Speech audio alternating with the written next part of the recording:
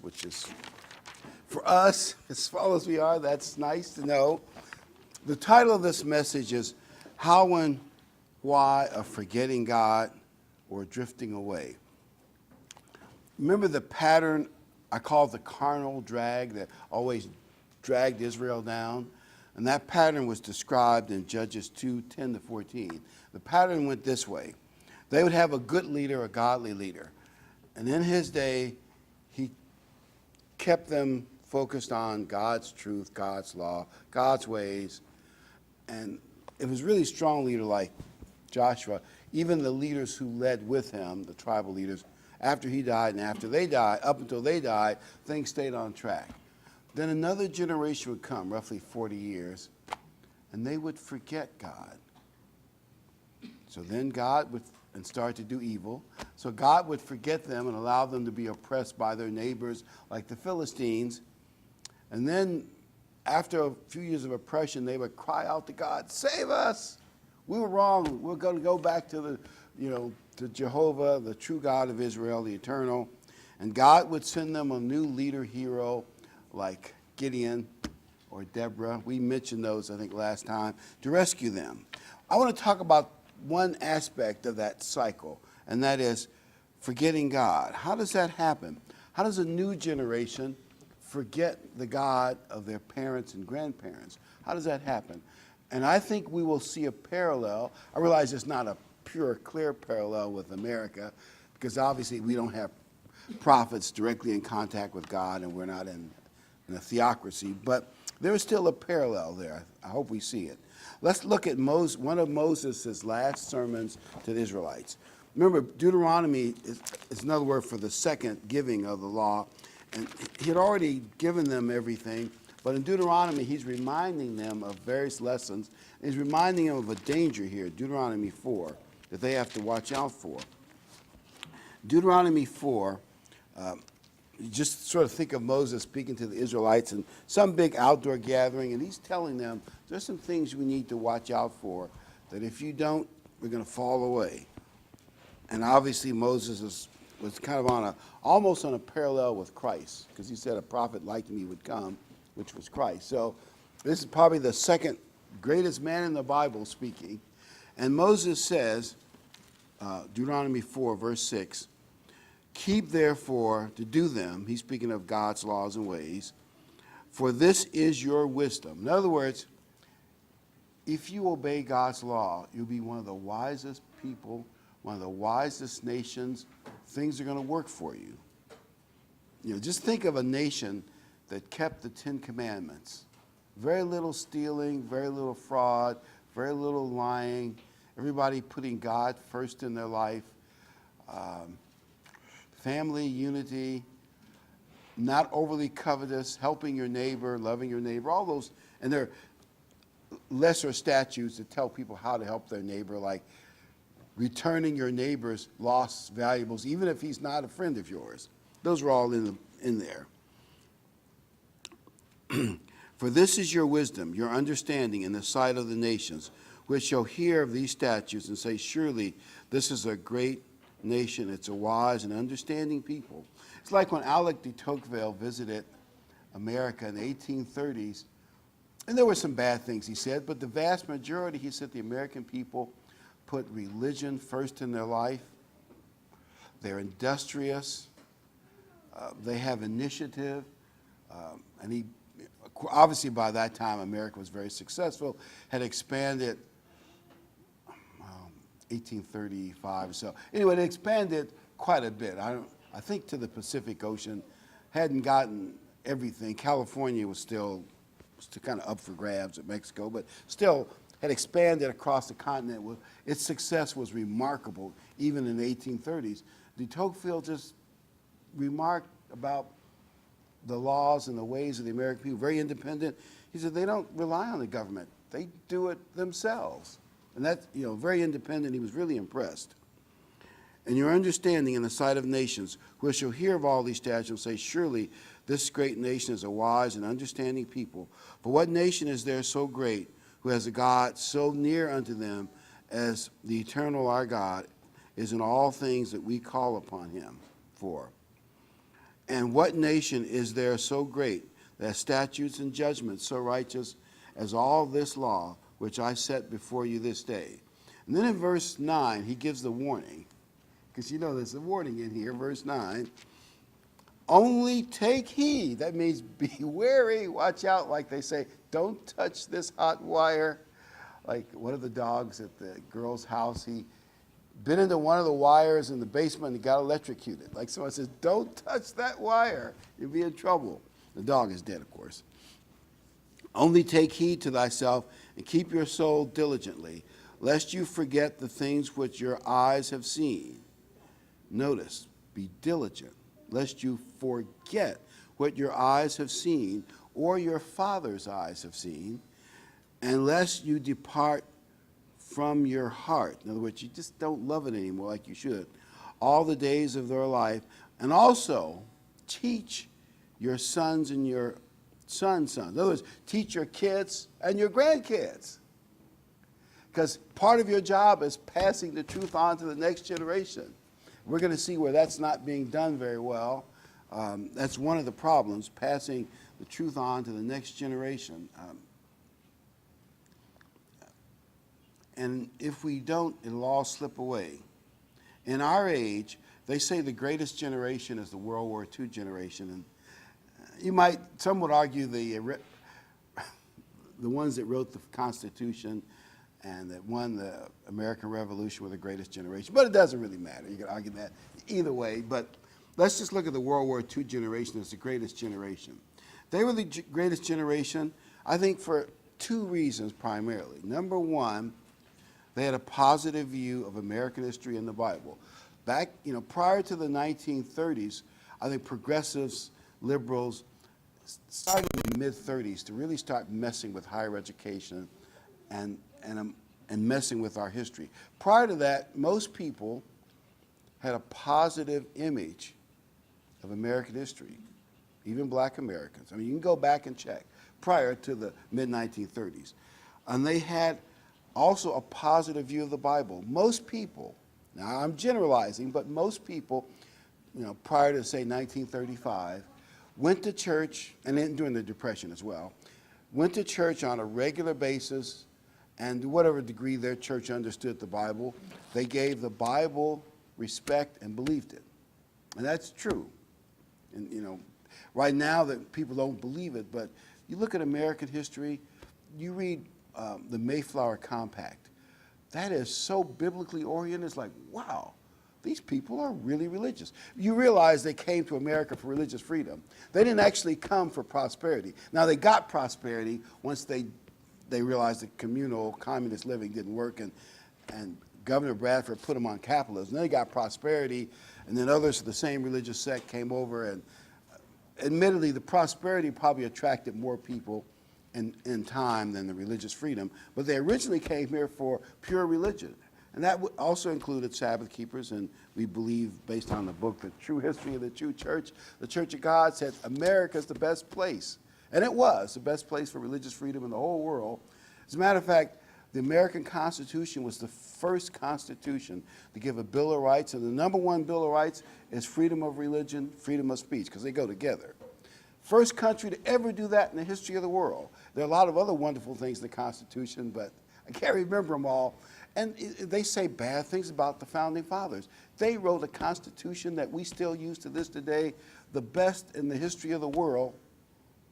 And I believe the only modern nation that still hasn't had to make major changes in their Constitution is the United States of America. That's how good it was. 1780s and 90s. I'm making a point here that people respected American history and the Bible, and they were reasonably religious. I realize that they weren't everybody, but even when they were wrong about things, at least they tried to be biblical, I'll put it that way. And the second thing that made them the greatest generation was the Depression and World War II. One of my history teachers said, and he made a good case for it, if you went to the Roaring '20s, he said the divorce rate really was going up, all kinds of decadence and crime was going up. That's when the gangsters got bankrolled during the Roaring '20s. A lot of bad, I mean, it was a prosperous time, but the prosperity was eating at the American character. And he said if the Roaring '20s had roared from 1920 all the way to 1941, he's not so sure we would have won World War II. And by the way, World War II wasn't just the soldiers showing character. Everybody did. They had rations for the whole country during World War II.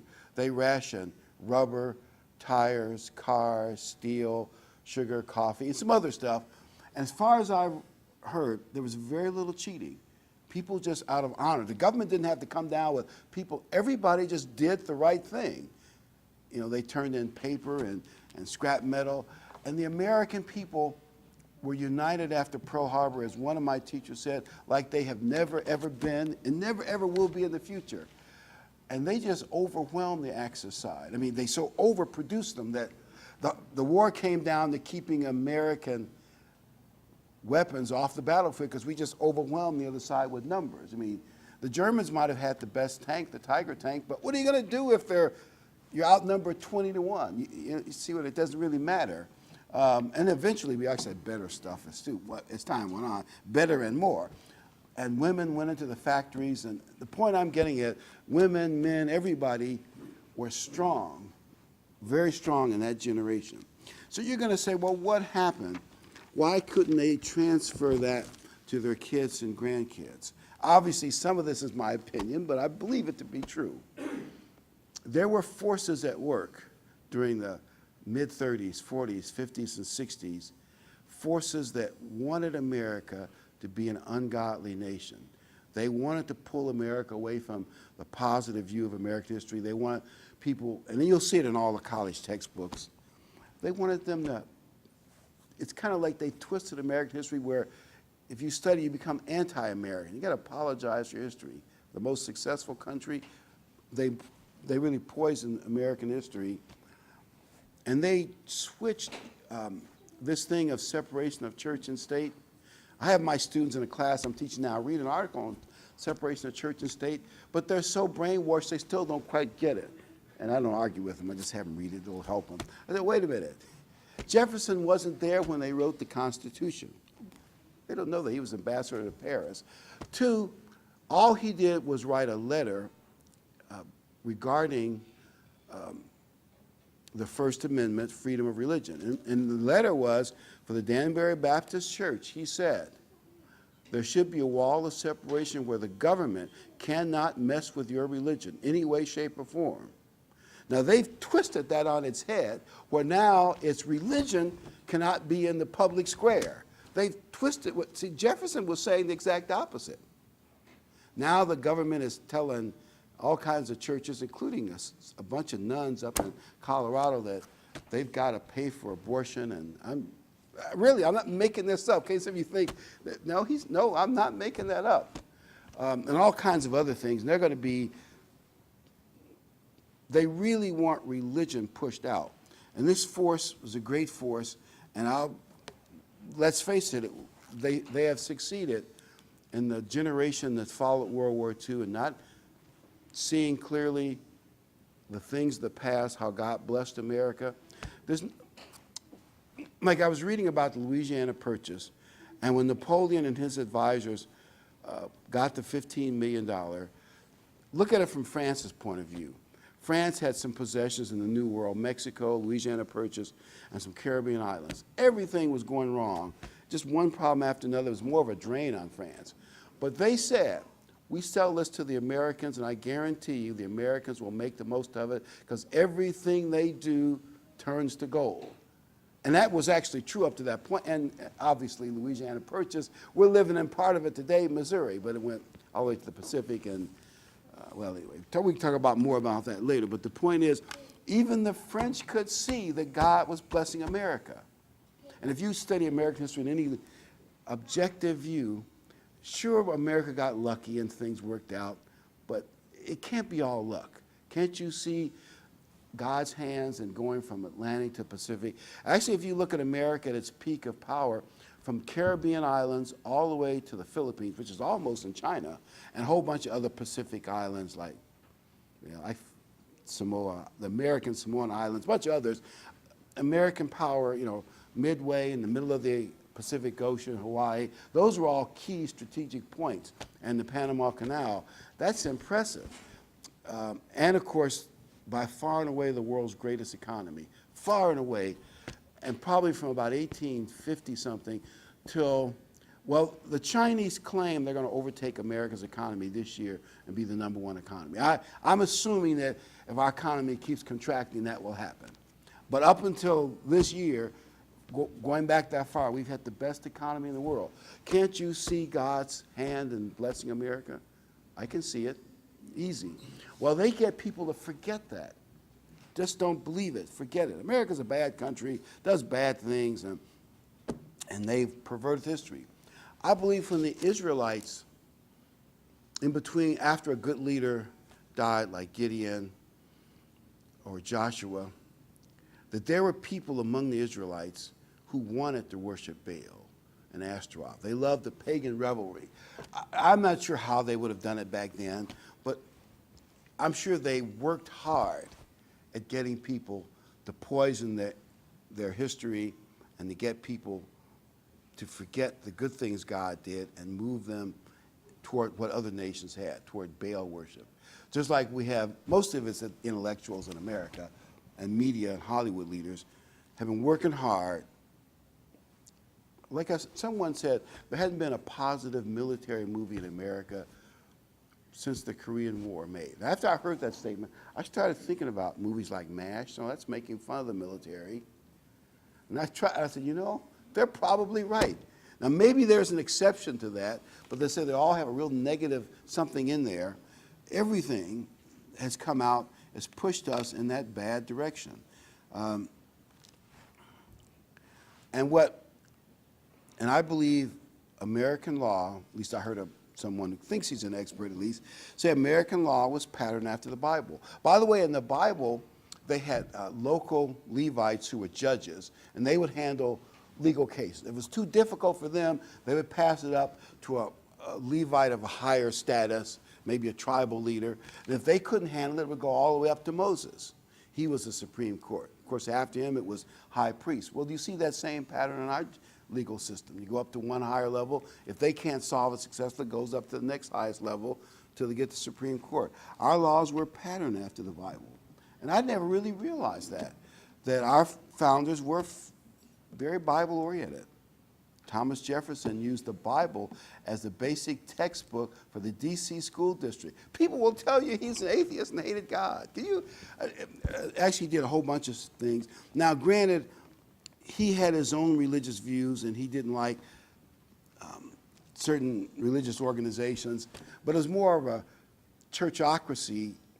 In other words, he was an independent thinker, but a Christian independent thinker. That doesn't mean he's against Christ. They grab on any twig they can get to twist history, and they're good at it. And basically, in the Bible, you had no king. God was the king. You had leaders and priests, but they didn't inherit it. There's no big central government. Most of it was local government. Federalism, that's what our government was supposed to be. The federal government did the big things like war, border, currency, the big things for United Group, but local things were to be done locally. And it's hard to preserve that and keeping government from getting too powerful. Let me just give you two quick examples, and then I'll get back to the Bible. Look at the French Revolution. They started off with positive aspect democracy, and they were wonderful. Then it dissolved into horrible violence, the guillotine circus. Each little group would get in power, and they'd chop off the heads of the ones in front of them, and it ended in a bloody mess, and then eventually a Napoleonic dictatorship. Or look at Germany. After World War I, the Weimar Republic, and we'll go into all their many problems of inflated currency and all that sort of thing. By the way, Germany at the time, 1930s, was the most highly educated country in the world. I bet you didn't know that, because I didn't know it till I read in something. The most highly educated. And most colleges are based, at least to some extent, on the German model. I didn't even know that either.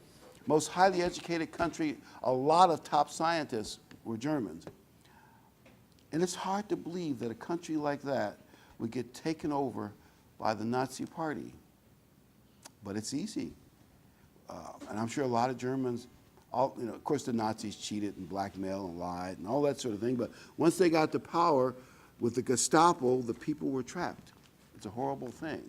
And I'm saying mankind on its own goes that way. Can't you see that America has been blessed? Now, the question is, can we keep those blessings?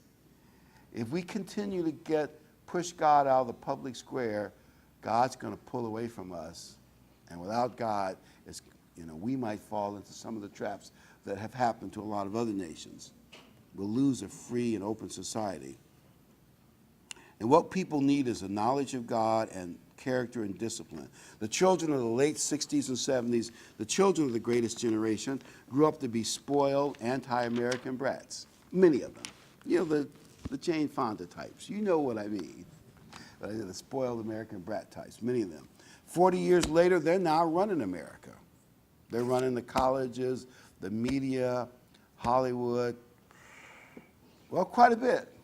And their students, like we were talking on the podcast about, kids don't know any history. They don't know that socialism has been a proven failure. The fall of the Berlin Wall, the fall of the Soviet Union was a total failure. People starved, just horrible death camps. Same with in China as well.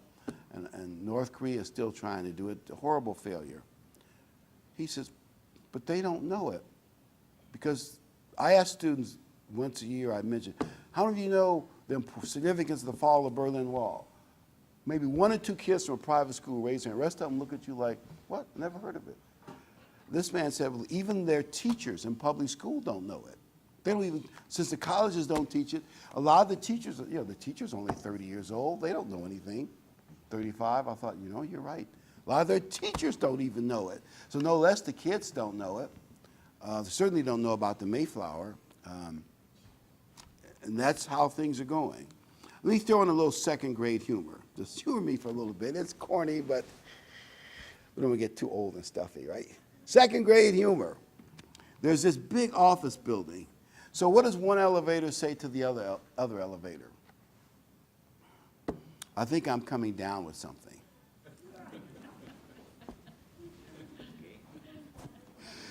Well, America is coming down with a disease called secularism.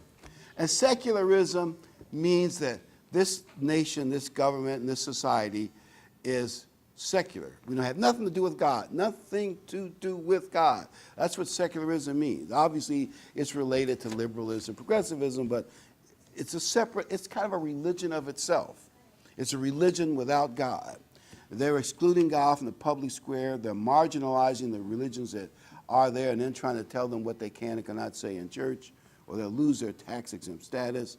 And the devil has to love it. Yes, push God out of the public square. We don't want to hear about any stuff have to do with God. They don't want to sing God Bless America because the word God is in there. And they don't want the Pledge of Allegiance because God is in there. Or I think in California they've changed that. They just took God out of it. And the devil loves this. The devil is saying, eat more candy, relax, forget about God and his laws and his ways. Go with the flow. That's what the devil is saying to everybody, including us.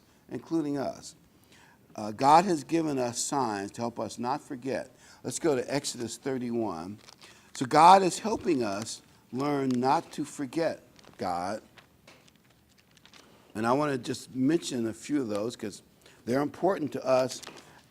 Exodus 31:13. I know none of this is new to us, but I'm just kind of reminding us of things we already know. Exodus 31:13. And the Lord spake unto Moses, saying, Speak you also unto the children of Israel, saying, Verily my Sabbaths. Notice the word S on there. That means plural. Sabbath, if you just say my Sabbath, that's a weekly thing. Sabbath means annual Sabbaths as well. My Sabbaths you shall keep, for it is a sign between me and you. And every week when people see me with my little briefcase, dressed up, going to church on the wrong day, it's a sign that marks me as a really law-keeping, Bible-believing Christian. And they probably think, I got some neighbors that are suspicious of me, But they're good people. I'm not complaining. I've got pretty good neighbors.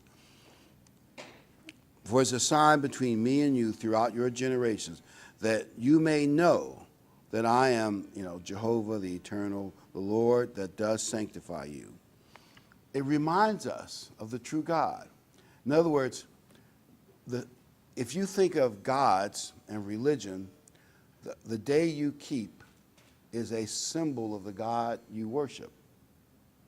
You can worship the sun god.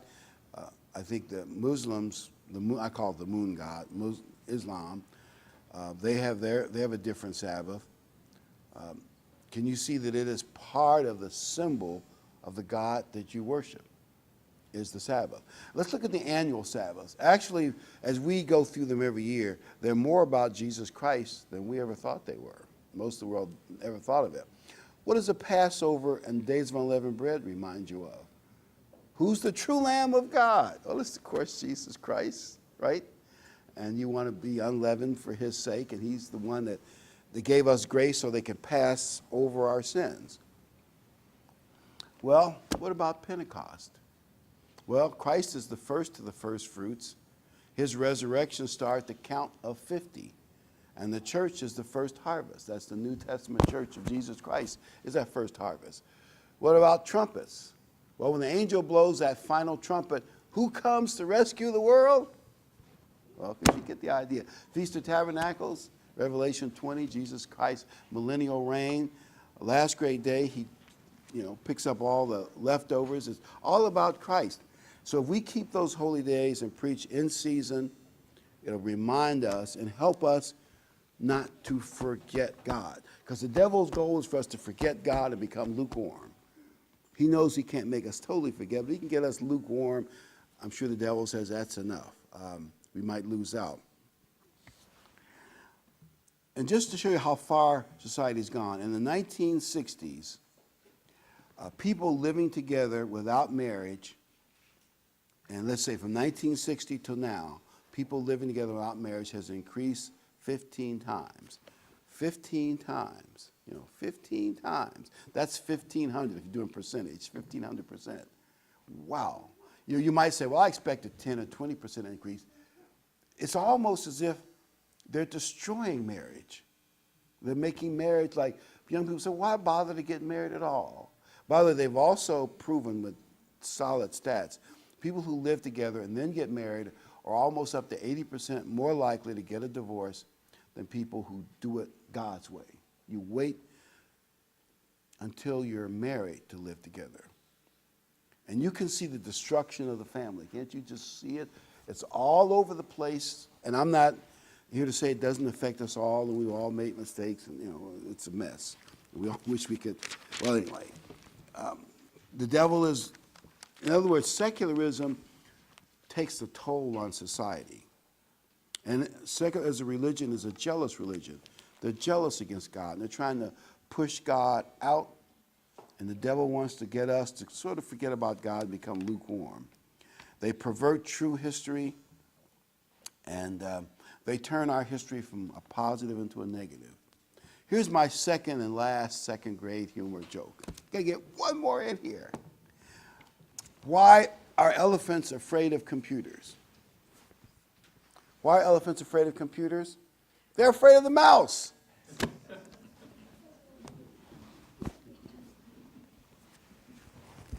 I've had some of those computer mice mess me up. I didn't mean to click on that. What happened? Blame the mouse. Well, the secularists have their fears too. Let's go to Romans 1. I want to go to Romans 1. Romans 1 is Now, obviously, Paul probably has in mind the history of the world and the Roman Empire up until that point. But obviously, it applies to us too. I want to be sure to say that. The Roman Empire probably at its peak during the early days of the empire. People had a lot of character, even though they were worldly. But the decadence was well on its way in Paul's day. Romans 1, verse 18. For the wrath of God is revealed from heaven against all ungodliness, unrighteousness of men who hold the truth in unrighteousness. In other words, they're kind of holding back the truth. Because that which may be known of God is manifest in them, for God has showed it to them. For the invisible things of him from the creation of the world are clearly seen, being understood by the things that are made. Now you realize he's saying that even in Paul's day, you could look at all the wonderful things in nature and say, there's no way there's no designer. There's no way this just happened by accident. Because evolution says it's an accident. An accident be like if you walked into a factory, well-designed factory, with all kinds of watches and little things, and you say, isn't it amazing how sawdust over billions of years put this together by accident? Well, it'd be laughable. They got watches and all kinds of trains and conveyor belts. You knew somebody, even if they weren't there now, somebody had to design it and left it. Maybe running on solar power. There's no way. Well, here's what they're now doing. And I think the evolutionists are frightened. I talked to some biologists. They're the most radical people on campus. And I said, why are they radical? Because they fear they're wrong. You're going to say, why do they fear they're wrong? Because with every new scientific discovery, it chops evolution again. Like, remember they used to say single cells were simple? So not only are single cell animals extremely complex, but every cell and its internal workings is a miracle of biochemistry. And they have those RNAs and DNAs. I've taken some of those courses, but I don't really understand it either. But like you get like with a human being, you get 50,000 genes from your mother, 50,000 genes from your father on, anyway, half of the 48 chromosomes. I may get some of the numbers wrong, and all kinds of things are inherited. And it's complex and unique, and yet that same design is there for all life. All life. That's the mark of a common designer, but a brilliant designer. A brilliant designer. By the way, do you know that scientists with all the great labs, and they do a lot of great things in power, they can move stuff around. They can take genes from one cell, inject them into another one, and do hybrids on all kinds of plants and animals, which is high-tech science. But they cannot, from scratch, with all their knowledge, make anything and make it come alive. In other words, I could breed dogs and I can mess with plants, and which is smart. I'm not taking anything away from the cleverness of people. By the way, the intelligence of people is also proof of God. It's like you see a brilliant computer. Oh, it just designed itself and built itself. Oh, yeah. Give me a break. But they cannot create life. They can't create a one single cell. And the more they learn about DNA and RNA, the more amazing it is. And I wish I was more versed in some of the science I've read in the past, but they got to keep saying, this happened by evolution. How? Like I was talking to the kids, because we're trying to get a little God into their life. I said, what came first, the chicken or the egg? Your evolution cannot debate that subject. Because wait a minute, if you have the egg first, of course, where did the egg come from? That's problem number one. But if the egg came, well, who's going to nourish it, sit on it, and hatch it, and take care of it? Well, but you can't have the chicken because chickens have to come from eggs. It's obvious it had to be designed, and someone had to start it. Like someone built a chicken and a rooster, and then they had it. You know what I'm saying? I had to build it. That's the only logical conclusion. But there are many other conundrums that evolution can't handle. They don't want to hear that, and they suppress truth. And any scientist who says anything, like the scientist who wrote the book, The Privileged Planet, it shows 125 ways Earth is unique in the entire universe. And this guy has been studying planets all over the place. Earth is, as far as they can tell, is the only planet suitable for life, and it has 125 specific design characteristics to make life like this.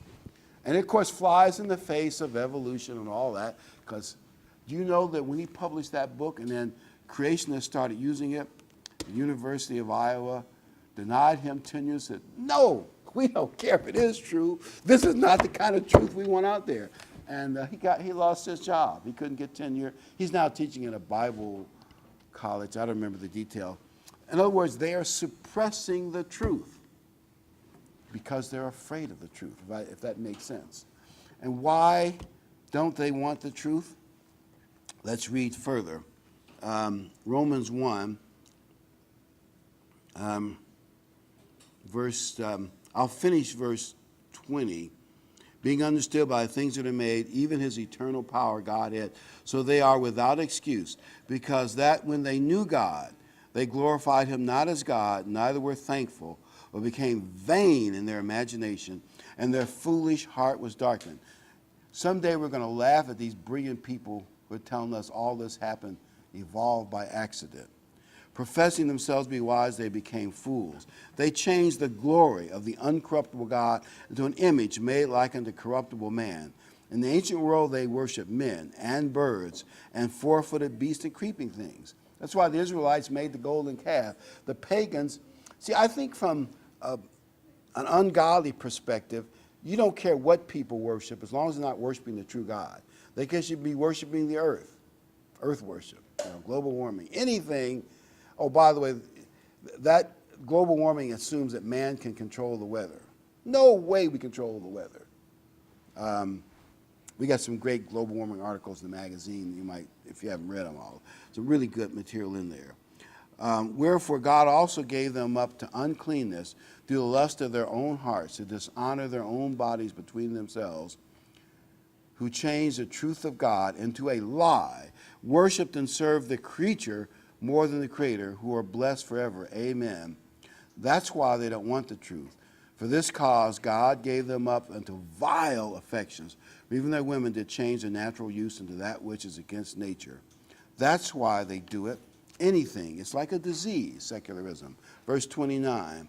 Being filled, and here's what happens to a society that goes the secular way too long. Being filled with all unrighteousness, fornication, wickedness, covetousness, maliciousness. Have you seen the malicious crimes that you hear about more and more? Full of envy, murder, debate, deceit, malignity, whisperers, backbiters, haters of God. Haters of God. I mean, they really get mad at you if you bring up religion or God or the Bible in certain places. I mean, mad. Despiteful, proud, boasters, inventors of evil things, disobedient to parents. And this is not speaking of little children. I think it's speaking more of adult attitudes. Without understanding, covenant breakers. You can't trust anybody nowadays, or at least you can't trust them like you used to. There was a day when a man's handshake was pretty good. You try to do business that way today, you won't be in business very long, I tell you that.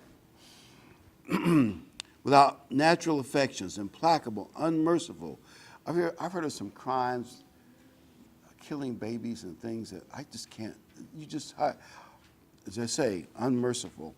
Who, knowing the judgment of God, that they which commit such things are worthy of death, not only do they do the same, but they have pleasure in them. Much of our entertainment is celebrating people doing bad things. That's the world that we're in. That's what the secular disease gives you. Let's go to 2 Corinthians 5.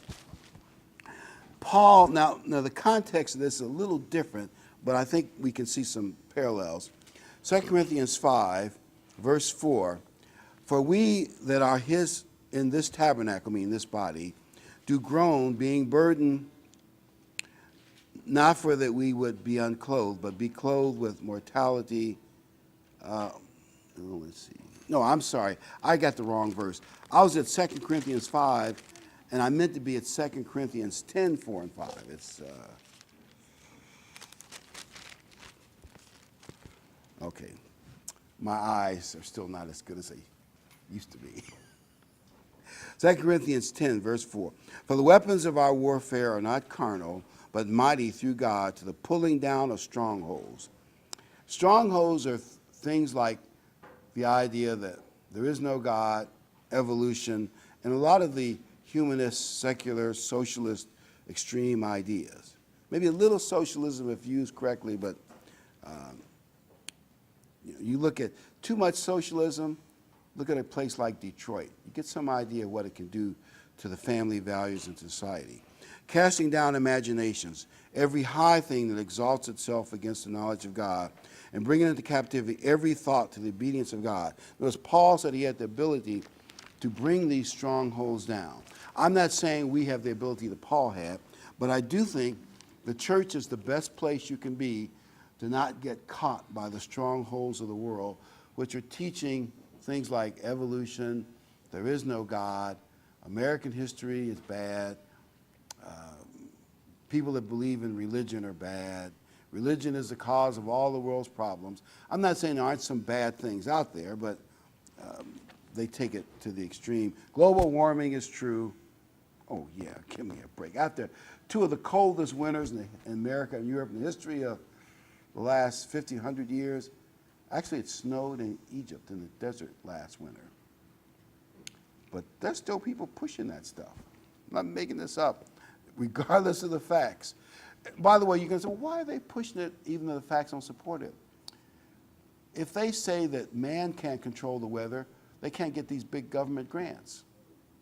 But if you give me all the, and the UN wants money from America to the poor nations as kind of reparation for global warming. In other words, it's a money game. It's a money scheme. But if it's God's in control of the weather, there's nothing you can do about it. And it's really all about money. I realize they wouldn't admit that, so I'm just telling you what I believe to be true. We can fight these worldly strongholds every Sabbath in church, read church literature. Our magazine, I think, proves clearly all the fraud involved in global warming. Mankind does not and cannot control the weather. We need to know the real American history, and we'll try to get some good history books and stuff to bring. The failure of socialism, the fall of the Berlin Wall. Young people don't know any of that. Let's go to Matthew 24. To get close to the end of this message, you know the theme of Matthew 24 is stay ready, because the devil is going to try to lull us into a sense of, he's going to try to seduce us with the worldly material. Matthew 24, verse 46. Blessed is that servant whom his Lord, when he comes, shall find doing. So keep doing God's work. Verily I say unto you that he shall make him ruler over all his goods. But if that evil servant shall say into his heart, the Lord delays his coming, and begins to smite his fellow servants. In other words, I want to fight with people and do my own thing and be worldly and ugly. The end's going to catch you off guard. That's what he's saying. And by the way, and as I think Henry said at this point in the day, you never know when you're going to die. Even if the end is 8, 9, 10 years away, your end could be sooner. So you can't afford to get too worldly because, you think, well, anything is possible. And, I mean, that's a sad thing to say, but it is true. So we want to, God's and Christ says, stay ready. Satan says the opposite. Satan says, relax. Have another piece of candy. Get caught up with the world. You're too uptight. Go with the flow. God says, keep on trucking. The world will say things like, don't judge me, bro. And that's an excuse for anything goes. But we need to use Bible standards of right and wrong. That's not that you're condemning or judging people. Their final judgment's up to Christ, and it'll probably be handled in the great white throne judgment. But there are standards of right and wrong. The world will tell you there are none. But acknowledge godly standards, that's right. Stay with God. Fight the good fight. Don't let the devil and human nature seduce you to the ungodly tidal wave that's coming. One final set of scriptures, 1 Timothy 4, and then we'll finish this. 1 Timothy 4, Paul reminds everybody that he has fought a good fight. In 1 Timothy 4, verse 5, Paul writes, persevere, disputing of men. Wait a minute. I meant to say 2 Timothy 4. Sorry about that. 2 Timothy 4. Verse 5. But watch you in all things, endure affliction, do the work of evangelists, make full proof of the ministry. I am now ready to be offered, and the time of my departure is at hand. That's the Apostle Paul saying this, I have fought a good fight. Paul didn't relax and go to sleep and be seduced by the world. Paul said, I have fought a good fight. I have finished my course. I have kept the faith. Henceforth there is laid up for me a crown of righteousness, which the Lord, the righteous judge, shall give me. When shall he give it to him? Not when he dies, but at that day. Not to me only, but to all of them who love his appearing. So at the second coming of Christ, Paul will have his crown because Paul fought a good fight.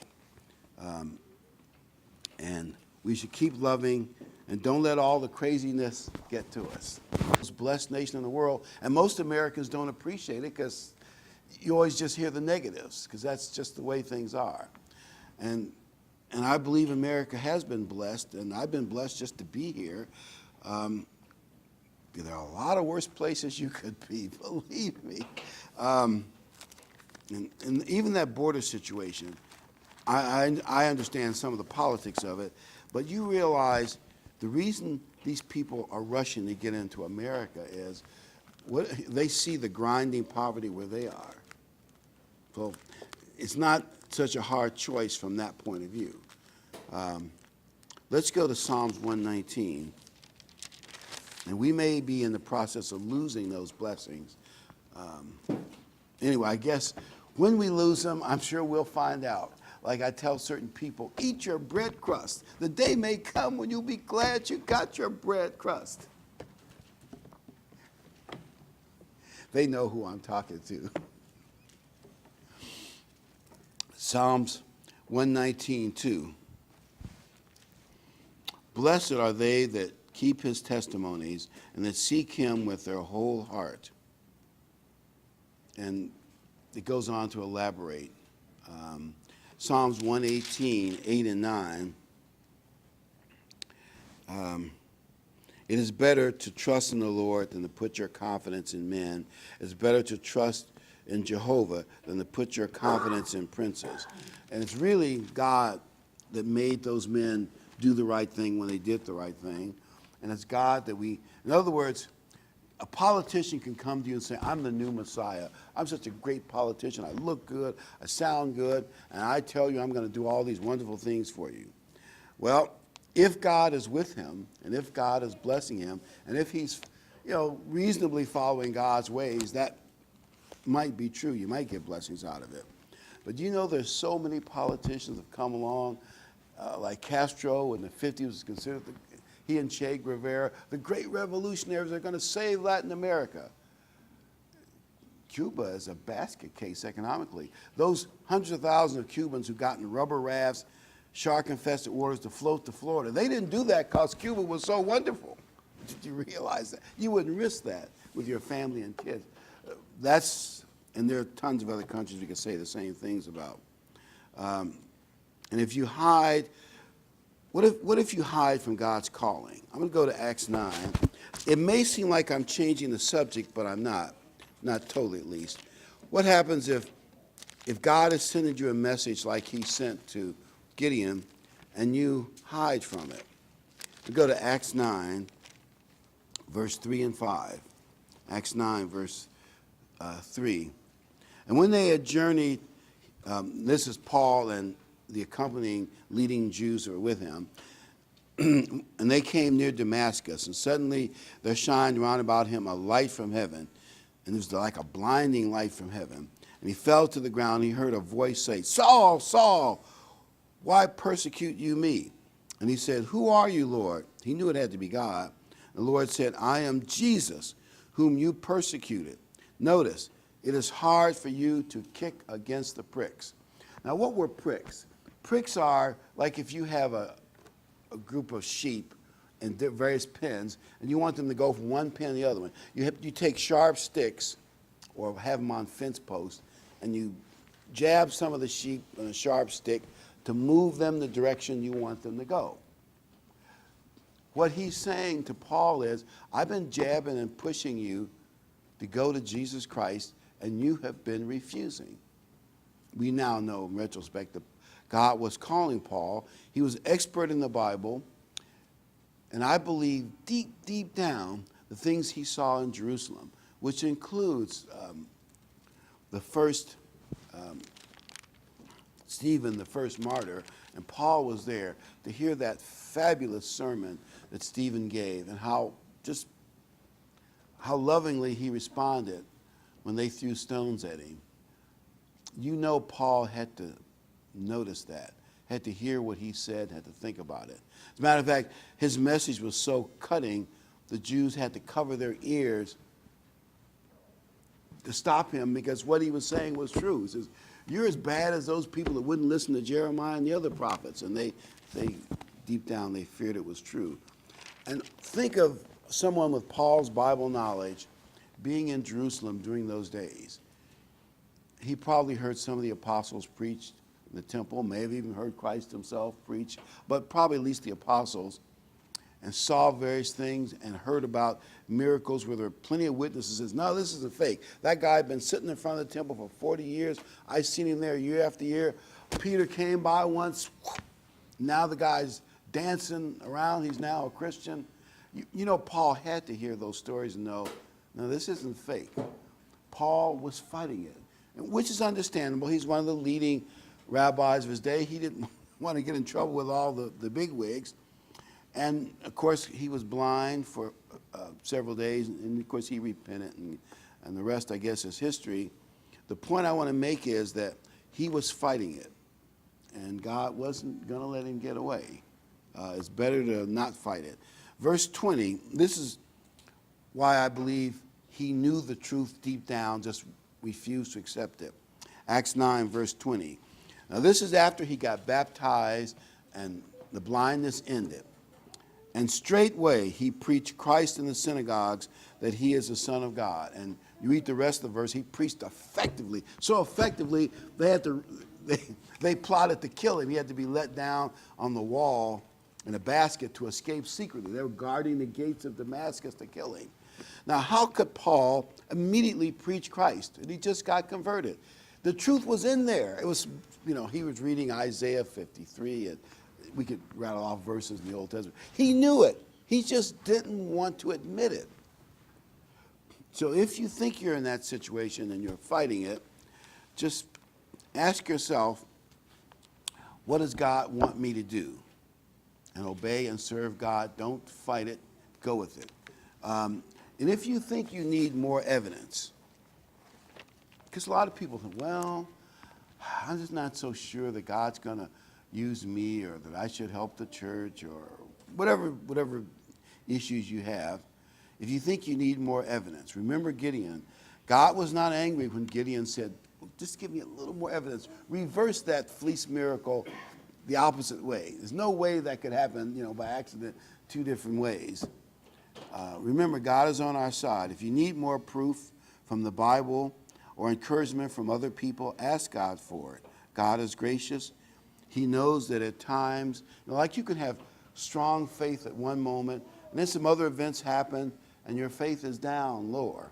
If you think you need more faith, more encouragement, you're feeling weak, ask God, and he'll give it to you.